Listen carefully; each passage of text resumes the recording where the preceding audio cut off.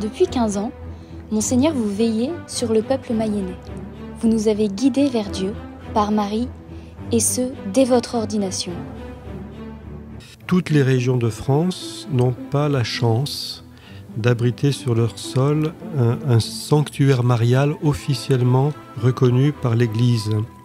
Or justement, notre diocèse de Laval revendique fièrement ce privilège. Au cœur de la Mayenne, Pontmain, on peut dire, est un lieu béni, une source de grâce. On peut être mayennais et aller en pèlerinage régulièrement à Lourdes, ce que je fais avec beaucoup de joie chaque année. Et même je m'y rends plusieurs fois par an. Mais quand on est mayennais, je pense que voilà, on est invité à reconnaître cette faveur inouïe qui nous est donnée de pouvoir aller rencontrer Marie sans faire beaucoup de kilomètres. Par votre devise, vous nous avez aussi appris à faire de l'Esprit Saint notre ami.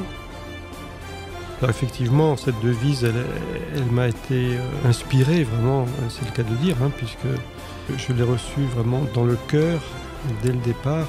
Et je pense qu'il y a un lien bien sûr à faire avec Pontmain, parce que Marie est celle qui s'est mise entièrement à l'école de l'Esprit Saint, et donc c'est une éducatrice pour nous apprendre à vivre de l'Esprit. Vous nous avez aussi, pendant 15 ans, poussé à la mission, en encourageant des rassemblements dans le diocèse, des pèlerinages, des chemins de croix. En fait, j'ai essayé de sentir aussi ce que les Mayennais portaient en eux de très fort, de très beau. Alors bien sûr, ça a été d'abord la dévotion mariale.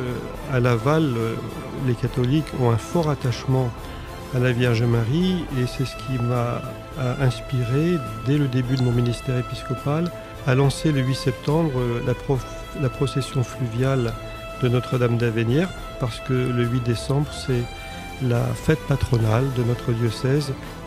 Sur le chemin de croix dans les rues de la ville, oui, ça a été aussi un événement qui a été rassembleur, parce que la croix du Christ, elle est au cœur de notre vie chrétienne, et nous attacher encore plus fort à Jésus qui est mort pour nous, qui a tellement aimé le monde qu'il a donné sa vie sur la croix.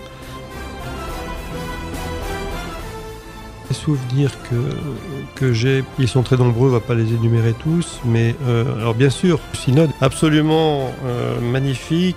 Tu as du prix à mes yeux, cette parole tirée du livre du prophète Isaïe, nous l'avons choisie parce que nous voulions dans ce synode surtout privilégier un thème relationnel.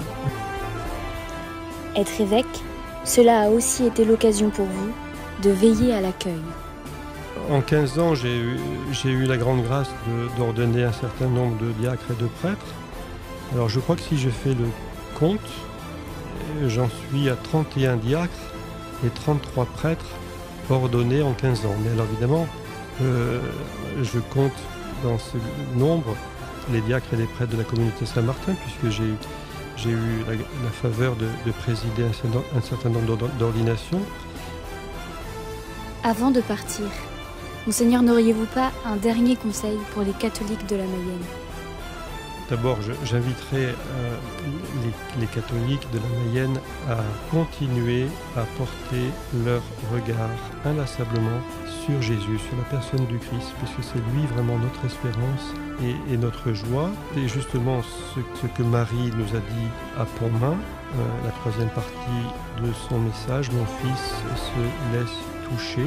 Maintenant, quand nous allons à Pontmain, nous avons cette troisième partie du message illustrée, mise en valeur d'une manière magnifique, valorisée, on pourrait dire, par cette mosaïque que j'ai eu la grâce de bénir. Alors, regarder le Christ et nous attacher à lui, justement par la vertu de la foi et relation avec Jésus. Elle est un trésor qui appelle à être partagé. Je crois qu'un évêque, le cœur de son ministère, c'est d'abord de s'attacher, lui, à la personne du Christ et de pouvoir encourager les chrétiens à vivre une relation vivante avec lui, voilà, source de vie et source de joie. C'est vraiment l'appel que j'adresse en partant. Regardez Jésus. Car il